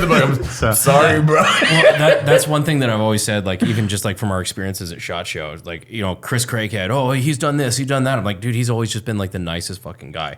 Like, you've always just been very down to earth. You've never been like, oh, well, I'm this person. You've just always been just a real fucking human. And I think the people who are there going, yeah, I'm Chris Craighead, or I'm like this guy who did this, and I'm SAS or Delta Force or SEAL Team 6 or that, and giving it big chest pumps and be the deadliest man in the room and be hard to kill or whatever. It's like, you are so insecure. That just stinks of insecurity. It's like, yeah, I'm all of that and more. But I don't need to keep reminding you. And it's like that saying, isn't it? Is if you keep on saying you're an alpha male, it's probably a good indication that you're not an alpha male. I'll do it 100%. All right, I gotta ask a question. What do you do in your free time, man? What's your like go-to relaxation to get away from like your head thoughts, like the shit that you've gone through? I think the biggest thing like now is I go shooting. Yeah, But no, I do. There's the Well, I know some people in San Antonio, if you ever want to do that. We got one or two guns. I mean, for me, physical exercise has always been a massive, like even last night, I think we talked about it earlier, that I'd be looking at some things on social media and I was like all angst and all angry and I was going to send some messages to people and I was like, oh, burn it down. And then I had a good night's sleep, good workout in the morning, and then I was like all chipper. I'm like, oh, how's everything going? Yeah. And that's the big difference, and that's a big difference. And then riding motorbikes really like sorts me out. Riding motorbikes fast, shooting guns, and skydiving. Yeah. They're things that really like bring me down to a level. And I don't do this riding motorbikes and skydiving. I don't do as much as I should, but I still do it. And I really, to me, they're a big source of like focus and Relaxation and that reset for you. I mean, the motorbike thing, and this is not a shameless plug or whatever, but I kind of want to say it because I think it's a good story. Is I had this when I was living in Salt Lake City. I woke up and I was like, I had this dream, and I just woke up and was like, I need to get a motorbike. I used to ride a motorbike all the time, Joseph Smith Part 2. and I was like. It's like, I got a religion. and then so I 450 cc's of religion, brother. So then I thought, right, get a bike. So I get up straight away and look on my laptop, and I'm like on the MacBook and going motorbike. Like, and I was thinking about getting a Triumph Scrambler, but straight away I go, like, I've always had a thing with Ducatis. So I go Ducati and look at Ducati Scrambler, and I'm like, oh well, they look pretty cool. Ducati dealership, Salt Lake City, and I just jump straight in my truck and go straight there. Turn up at I think it's Euro Motorsports in Salt Lake, and I'm like, hey, I'm just like looking and see this Ducati Scrambler right there and going, wow, that's pretty sexy. And at that point, I hadn't ridden a bike in 8 years, and so I go in there and I told the guy, I'm saying, look, I'm just looking, had this like crazy thought about getting a motorbike again, don't know why. I'm looking at getting a Scrambler. I want to see what the available. Remember, this is 2022, so like vehicles is hot. They're hard to come by. Oh yeah, expensive. So I'm thinking, is it going to be like? So my question to him is basically going to say, if I put my name down for it now, am I likely to get one in like 2 years' time or something like that? And he just looks and went, well, funny you should say that. We've just had 2 delivered right now. One of them's already been sold. If you make a decision in the next 15 minutes, you can have it. And I'm like, oh, I didn't think it was going to be this soon.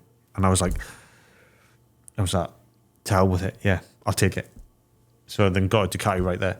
And then it got delivered a few days later. I'm so jealous. And then so the gets turned up. I wanted a Scrambler for a minute. So the Ducati Scrambler turns up with Black. I got it delivered at Black Rifle in Salt Lake, and I'm there, and I'm like, kind of like, apprehensive because yes, it's a ridden, and I must say that motorbikes seem to be a lot easier to ride now than what they used to be.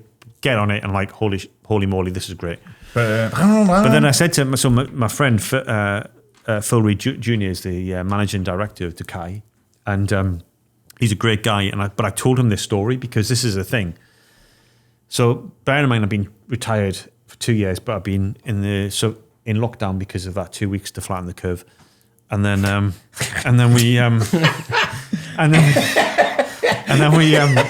That's what we call below the radar. That is a good below flatten the curve. And then I get on this motorbike to ride home in from Black Rifle Coffee to where I was living in Sugar House. Is it Sugar House in? Yep. Yeah, Sugar House in Salt Lake. Yeah. So that's where I was living. And then I get on this motorbike and I pull away and I'm riding down the road. And I start crying. Because I'm like, and I said to Phil, I was like, this is this feeling that I've got of like the thrill, whether it be the thrill of danger. I mean, you see me ride, it's probably thrill of danger because I'm not very good. But I'm like, because I max it out, but I'm like caning it down this road, and it's just the freedom, the noise, like the noise of the bike, the noise of the air, the feeling of the air around you, this like sense of real freedom on a motorbike that you don't get I don't think you get in a car. And I'm just like, I haven't felt this way for a good few years, and I start like crying, like not like bawling, but like this emotional like, yeah, this is what it's about. It's a feeling. It's just like good, and that's why I've got such a. I think there's like motorbikes are just such a like it's just a thing. And I think, and those who thanks, Chris, I'm buying one tomorrow. And those who don't ride, who don't ride. Like, it's this thing, if you've ever thought about, if you look, it doesn't matter how old you are, whether you've been like thinking about it, I urge you just to get on one. And even, dare I say it, it's not very manly, but even if you know someone who's got one and get on the back of them, you will see what I mean. You will feel that feeling. I ride with Brandon all the time. Yeah. No, genuinely, like that. In the sidecar. No, in the back. I just hold him. Yeah, he wraps around my tummy. It's it's a whole thing. No, and genuinely, like that when I first moved to Texas years ago, that was an experience. We were at brunch, and I at one point I just said, like, man, I miss riding motorcycles. Yeah. I fucking miss it. It is that sense of freedom, I think. Yeah. It's weird. It's like people, you don't get it. And I know it's like a cliche thing, but you don't get it until you feel it, and then you feel it and go, I know exactly what you understand. Yeah, no, because it was that day. I left brunch. I went to a motorcycle dealership that was close to where we went to brunch at the time. I bought a bike, and I still have it in my garage, and maybe Connor might fucking grab it one day. Supposed to. I bought 3 bikes in Texas since then. I fucking love it. I really do. I genuinely enjoy it. Boom! The year's 2024. Do you know what that means? A new look for you. Manscaped has the 5.0 Lawnmower Ultra. That's right, the Lawnmower 5.0 Ultra is a man's cheat code to looking good, feeling good, and have all the confidence. Whether you're looking to maintain a trim or make sure everything's gone, this has you covered. Trusted by 10 million men worldwide. I actually use this. I endorse this. I use all their products. Equipped with 2 skin-safe blade heads, a standard one for taking a little bit off the top, and a new foil blade to take everything off comfortably. And for the dudes out there that want a full grooming experience, look no further than Manscaped's Performance Package 5.0. In that grooming kit, you get the trusted lawnmower, Manscaped's ears and nose hair trimmers, and essential aftercare products with the Crop Soother Ball Aftershave Lotion and Crop Preserver Anti-Chafing Ball Deodorant. Head over to manscaped.com and use code UNSUB and get yourself 20% off and free shipping. Oh, I love free shipping. Make your balls and your spouse happy. It's really crazy for me because like I thought I had a decent understanding of the incident, and I'm realizing now the more we talk, like that I just had no fucking clue. And that's the I think the tragedy of it all is, again, it's not self gratification or whatever. It's a good story, but when people hear it, they're like, even the toughest audience in the world, which are tier 1 operators who I brief this to, they're like, what? This is like badass. Because most of the time when people hear things of like historical incidents, they're going, oh, I thought he did a lot more. It wasn't as busy as that. But that's the opposite of mine. When people hear what happened, they're like, Yeah. that's badass. For reference, the without giving inclination- away anything, it's like how many you were injured on this mission? No. You didn't get injured on this one? Oh, you fuck. I suck at my job. I got shot doing nothing. Fuck, dog. You're in like close quarters. I'm out in the open and I get shot. What the I fuck? got shot in the open. So I got shot in the open before that. Well, it's just fucking interesting, you know, because like you have a certain perception of it. You think of like, okay, this thing went down 7 seconds later or 7 minutes later, it's all over. Yeah. I had no idea this took place over a day. And the thing a full fucking day. again, and there's quite conveniently all the video footage has been taken down, so that's fine. And you know, like I say, haters are going to hate. I've heard that before, no problem. So I meet him. I'm then going somewhere else in London. I get in a cab, a black cab, and I'm driving in this cab. And London black cab drivers are like the salt of the earth. They're good guys. They know the city, and they're normally good chat as well. When you So- say a black cab, what do you Like what do you mean you know on the that? black London taxis. No, we have no idea. Yeah. What have you I not just seen thought any you meant movie? it had It's low like credit score. It's like it's like Jesus Christ, Eli. it's like so in New York City you got yellow cabs. Yeah. In London you have the black cabs, and they're like licensed Okay. cab drivers. Gotcha. And they're like they're normally great chat. They know the city, and they've got to be licensed, and they've got to do a really rigorous testing to have that, to be able to drive that cab. And he's talking to me, and I'm looking in. He's in the mirror, and he's like, "Talking, how are you here for?" And then he goes, "I think I know you." And he goes, "Are you in the military?" And I said, "Oh, I'm ex-military." And he goes, "What were you in?" I said, "Oh, because I was in a unit called the SAS." And he goes, "You're that guy from Kenya?" And I was like, "Yeah, I am." And he's like, "Oh," like, and he starts, and he's like, he pulls in, he's like in tears. He went, "I can't believe you're in my cab." Like, I gotta say, you are like everything, all my friends, everyone, we all love you. You are like what this country should be about, what it used to be about. I'm so proud. He goes, "Can I call my friend? My friend's like one of your biggest fans. He'd love it that I'm in your cab." So we try to call it. I said, "Yeah," and I'm laughing, going, "Yeah, call your friend." Calls his friend, he doesn't answer, and he was like, "I just want to say on behalf of the country, like, you are what makes Great Britain great. We love you." And I went, "Oh, thanks a lot, mate." I goes, "You don't understand what that means to me at this moment in time," because at that time I was going through like the darkest of days. And in light of again what my friend the actor just told me about senior diplomats. And it's interesting, that's what you get. You get the two sides. You get the, like I say, this officer class or the established upper class going, "Oh, he shouldn't have done what he did. It's not his place. He could have messed things up." Versus the working class going, you are what makes Great Britain great. We love you for that."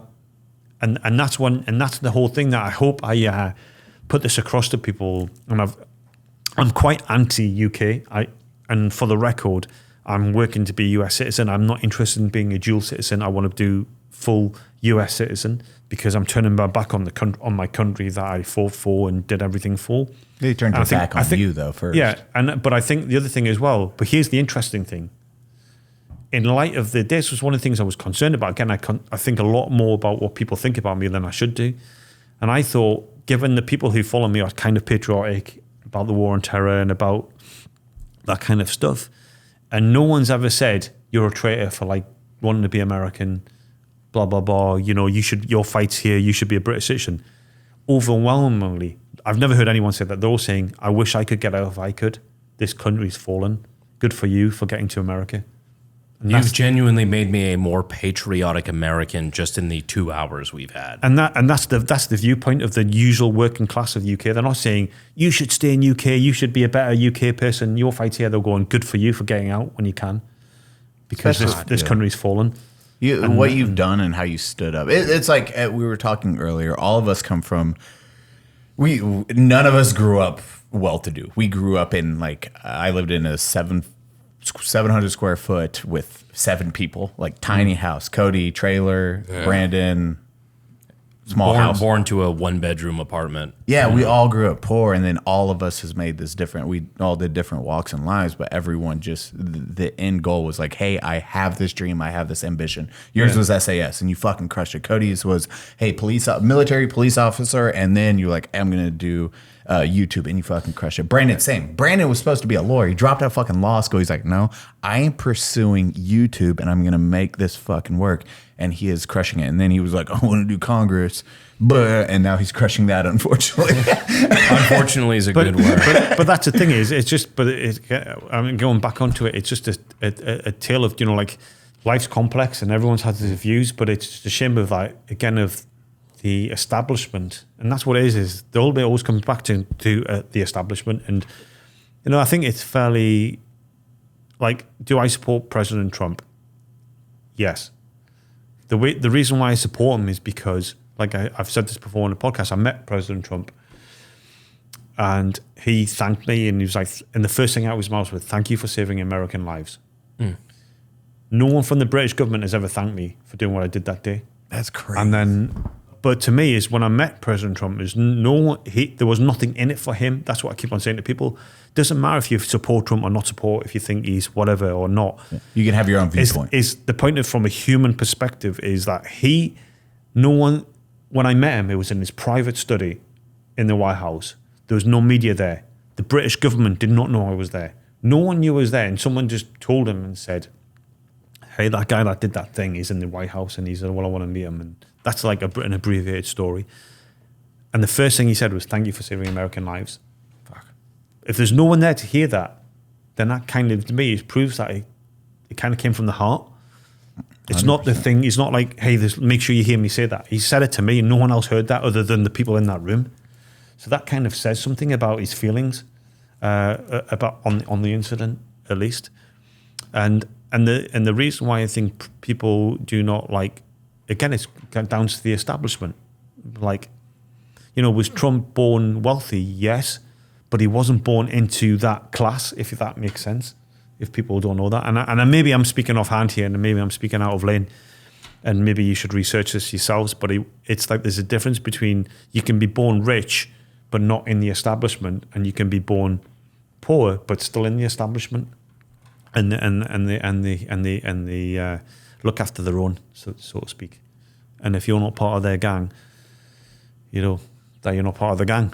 So that's that. Damn, you are just You're probably my favorite podcast guest we've ever had. Dude, this is I want to put that out there. Dude, I'm at a lot of words of how good this fucking is, because you are just so well spoken. You are humble to a degree I'm not used to. Like, it is an amazing thing, and it's awesome to share your story, everything to the community, because it's proof that you don't have to be an arrogant asshole. You don't have to do any of that. Just chase whatever dream you are, and then be humble during that journey. And life is going to throw fucking speed bumps at you, but persevere, step up. You're going to have dark times. You've discussed multiple dark times. I don't know how openly, but you still didn't give up during those. You PTSD, we all, like, it's those experiences that we've all have, and some more than others, but you didn't let that end you or your career or your lifestyle. You're like, no, I'm going to fucking keep going.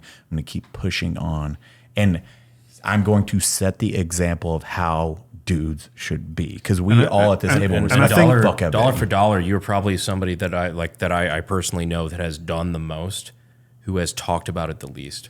I think one of the things, like, I'm super proud of this children's book, and this is not a plug. I'm just plug the fuck out. Plug it, dude. Plug the fuck out. I wrote this only 2 hours after I spilled White Claw. I'm not going to talk about how this book came about and all the rest, but it's the children's book I wrote. But what's the name of it? The Wrong Wolf. There we go. But the thing that I like, I mean, there's all of it is me. None of it was edited. The only editor was my dear friend Denise. She did like a grammar edit. But it's all from my heart. So how it's written, how it's worded is me, and she just did the grammar edit. One of the things I get to it's kind of a biography, but it represents everyone in life, but it's the dedication. And this book is dedicated to all the wolves living in the wrong pack. I literally, And this is the one thing I was like, Connor, this is a really good statement. Before the podcast started, I read that. I was like, holy shit, this is probably one of my favorite statements I've ever read. And what is the statement? This book is dedicated to all the wolves living in the wrong pack.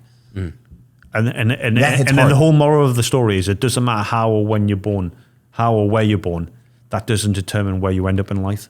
It's such a true statement. It's just if you're an individual, you can be in the wrong pack. You just have to rise above and go on your own or build a new pack. That's why I think with this group, you are part of this pack. You can lead it if you want. We're fine with it. I'm sure they all agree. But it is. And if you like wherever you want to lead us, we'll just go along with it because we're scared. Wherever you want. Why are we naked? Why